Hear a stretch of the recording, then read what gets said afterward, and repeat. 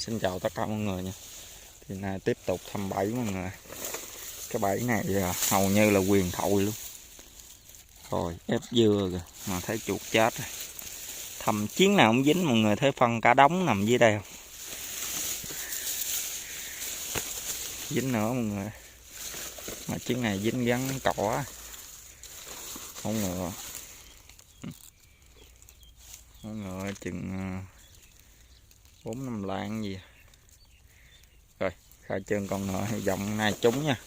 Nay nhân thăm thì nhân đem có 10 mấy con chuột rồi mọi người. Tại không có chuột á, cho nên cái nào nó ngon thì nhân mới đặt lại, còn không nhân rút luôn nha. Đi tiếp thôi mọi người. Tiếp tục thôi mọi người.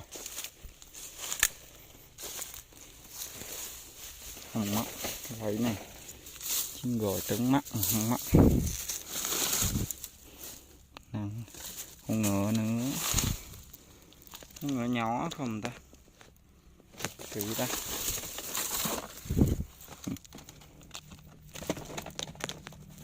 Con ngựa mà con ngựa bự bự cũng được, con ngựa gì nhỏ nhỏ. Rồi để nhân lật lại mọi người. Cái này hồi bữa dính con rắn nước nè mọi người. Rồi, hành. Bữa nhân thăm nhân vừa đi lại là rắn nước nó vừa chui vô. Hành nhỏ mọi người. Cái bẫy này cũng huyền thoại nè mọi người. Thầm chiến nào cũng dính hết. Dính mấy con hành nhì bự bự không, với 2 con vện hay gì, với 2 con mèo gì nhớ nhân cũng không nhớ. Chiến này sao đây? Rồi như lụm nữa mọi người. Nặng nè. Con gì đây? Trời ơi, con hổ hành chà ba luôn anh em ơi. Trên này mà hổ hành khủng. Con này chắc 5-6 lạng gì anh. Trời ơi, con hổ mèo nữa. Hổ mèo siêu mini nữa nè. Nhỏ xíu. Con hổ hành chà bá, con hổ mèo có chút ép. Hổ mèo vô đây làm gì không biết. Hổ hành này chắc 6 lạng được. Xíu nhân bắt ra nhân mới chắc cú nha. Con hổ mèo nó bị hổ hành đè xẹp lép xuống luôn rồi. Rồi để nhân đặt lại mọi người. Qua phê. Cái này hôm nay cũng dính liên tục luôn. Không biết chuyến này sao đây. Rồi. Ui dính nữa. Thật là quại trưởng các bạn. Phải nói là có mấy cái bẫy nó đúng huyền thoại luôn đó mọi người. Con này chắc nhì về mọi người. Con này chắc 3 lạng. Rồi để nhân đặt lại nha. Cái bẫy này hôm nay dính liên tục hàng chục con. Có mấy cái nó phải gọi là huyền thoại luôn. Nó dính mà không biết hết gắn luôn mà. Rồi để nhân đặt lại mọi người. Rồi nhân bắt gắn ra mọi người ơi. Thì nãy giờ cũng ngon á, nói chung cũng ngon á mọi người. Để nhân bắt con hổ mèo với con rắn ấy ra trước, hổ hành ra trước.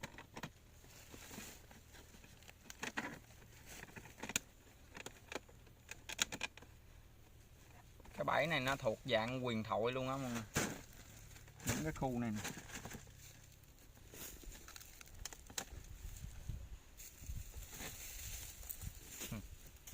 Mini mọi người. Bắt người ta.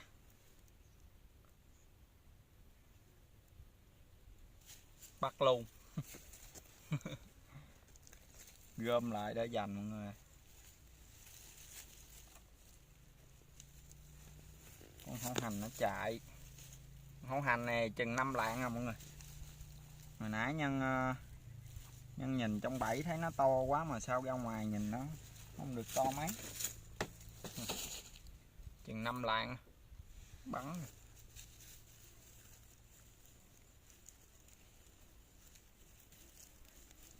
Con này nó bé quá.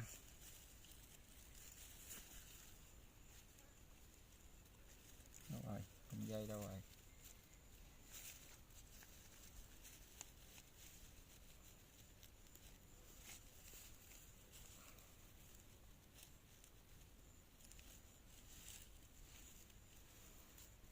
xong dục nó qua một bên. Con này 5 lạng, hơn 5 lạng à, không tới 6 lạng đâu.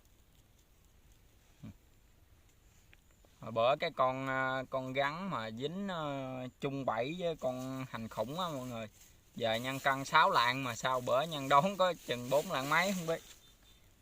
Kiểu như mình thấy con gắn bự xong cái mình hết biết đón con gắn nhỏ ra làm sao luôn. Con gắn nhỏ giờ nhân cân được 6 lạng đó mọi người, mà bữa nhân nói nó chừng 4 lạng mấy à. Còn con gắn lột thì được 5 lạng 3, không tới 5 lạng rưỡi. Vậy đó mà đón có 4 lạng mấy à. Lại thì con này chắc nửa ký mọi người.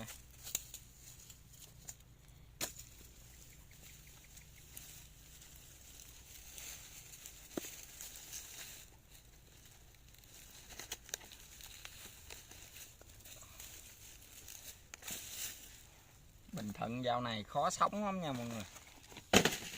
Bẫy gắn nó hết chạy rồi. Khó sống.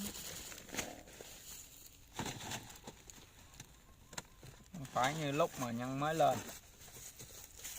Lúc nhân mới lên hô dàn nó dính mạnh thâm phê luôn. Con này chắc 4 lạng hơn xíu. 4 lạng rưỡi gì.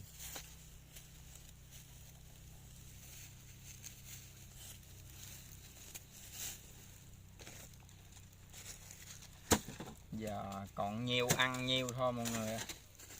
Cũng chịu không nổi. Giờ Long An đánh cũng không ngon lành gì.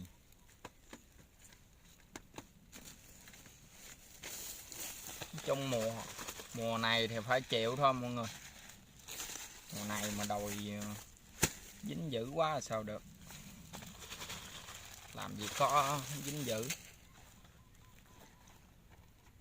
Có mấy anh ở Tiền Giang thì nhân thấy đặt bẫy dính gắn banh banh không. Con này mới dính, con này gắn nhì mọi người. Chắc tầm hơn 3 lạng tí.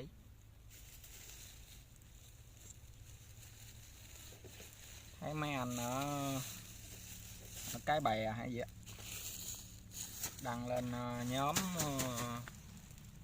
dính gắn quá trời luôn. Dính con banh banh không, hổ hành banh banh không. Trên đây mình kiếm con hổ hành bự khó chần ai.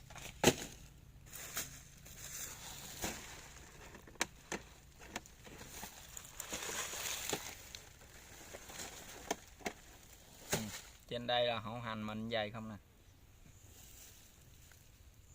Con này bỏ vô chẳng chút nó ói chuột quá. Rồi xong. Rồi đi tiếp thôi mọi người ơi. Bấm không ăn. Tiếp tục mọi người. Ê.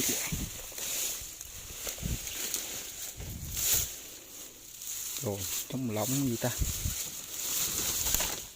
Trời ơi dính hông ngờ nhỏ xíu. Con gì cắn đau quá gì.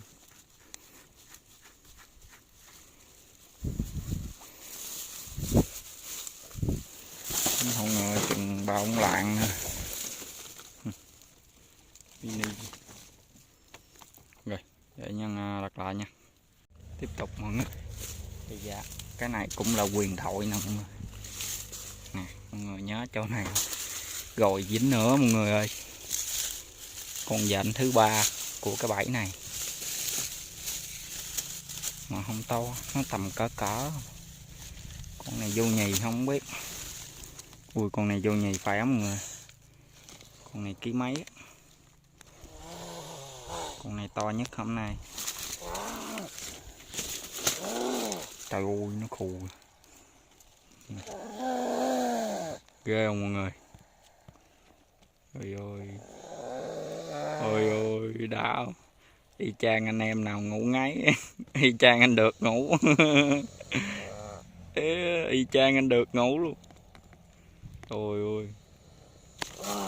Đó mọi người thấy ghê không. Ôi ôi ghê không. Ôi ôi. Kinh dị không mọi người. Mọi người thấy ghê không.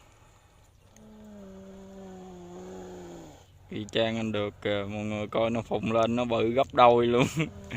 Con này chắc ký mốt á mọi người. Hên chắc vô nhất nha. Nặng lắm, cầm thấy nặng lắm mọi người. Mọi người thấy cái bẫy nhân đặt trong lỏng vậy nè. Mà dính gắn hoài mà chủ người ta đâu có lấy đâu.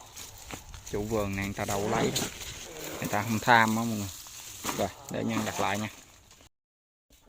Rồi, giờ nhân thăm hết một khu rồi mọi người ơi. Thì nói chung cũng không có trúng gì mọi người ơi. Cũng thấp. Nói chung là dính gắn không ngon.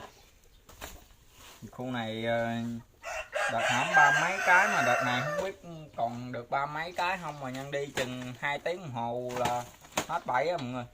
Sáng nhân dậy nhân đi là 9 giờ 4 mấy, gần 10 giờ, mà giờ này chưa tới 12 giờ nữa.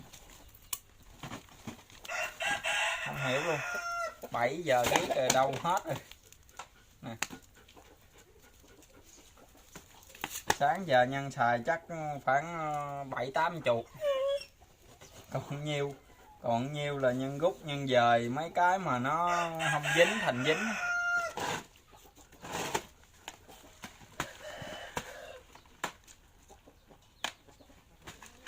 Giờ anh này ngon mọi người. Giờ anh này chắc ký mốt gì quá. Mọi người coi nữa, nó nằm bít chịch luôn, nó không chịu ra.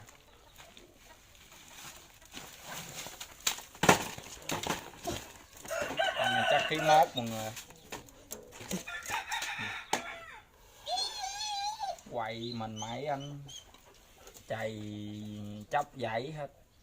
Con này nó sắp lột. Nay được con này cũng ngon rồi mọi người. Được con này với con hành bự cũng ngon rồi. Cũng được rồi, tạm ổn rồi. Ok, vô. Luồng này luồng đó giờ trúng nhất không, mà bữa nay có nhiêu đây gắn. Chắc tầm 3 kg ngoài gắn. Dính hổ ngựa, cũng dính hổ ngựa con không mọi người. Tức ghê.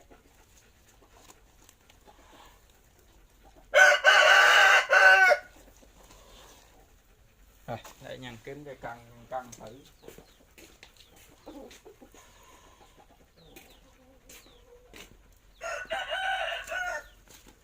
Cái cân ông anh mình không bỏ đâu luôn.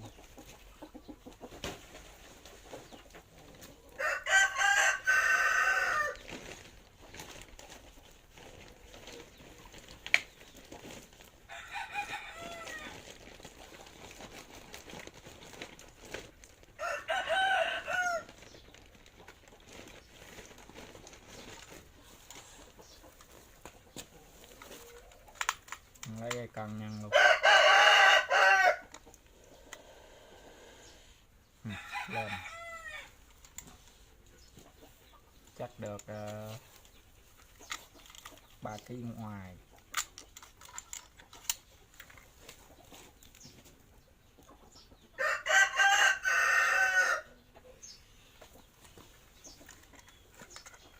Ba kg 270. Vậy không tới 3 kg 2 nữa mọi người. Trời ơi, 30 cái bẫy.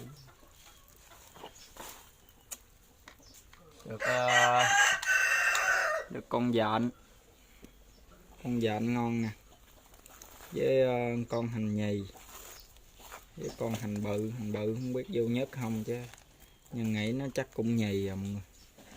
Rồi, cảm ơn mọi người đã xem video của Nhân nha. Yêu quý Nhân, cho Nhân xin một like, một đăng ký kênh ủng hộ Nhân mọi người. Luồng đầu tiên thất thủ. Nói chung mùa lạnh này thì chịu thôi mọi người. Tại sáng Nhân lên đây á, nó lạnh ghê lắm. Nó lạnh hồi sáng lúc Nhân đi gần 10 giờ rồi mà nó còn có 24 độ. Là mọi người biết nó lạnh cỡ nào. Mà tối Nhân chạy lên nhà ông anh, ông đưa cái áo phát, áo len đó mọi người. Mặc vô thêm nó đỡ lạnh, chứ không thôi là quéo luôn. Rồi, cảm ơn mọi người đã xem video nha. yêu quý nhân cho nhân xin một like mọi người ơi. Rồi bye bye, hẹn gặp lại mọi người ở video sau nha. Bye bye.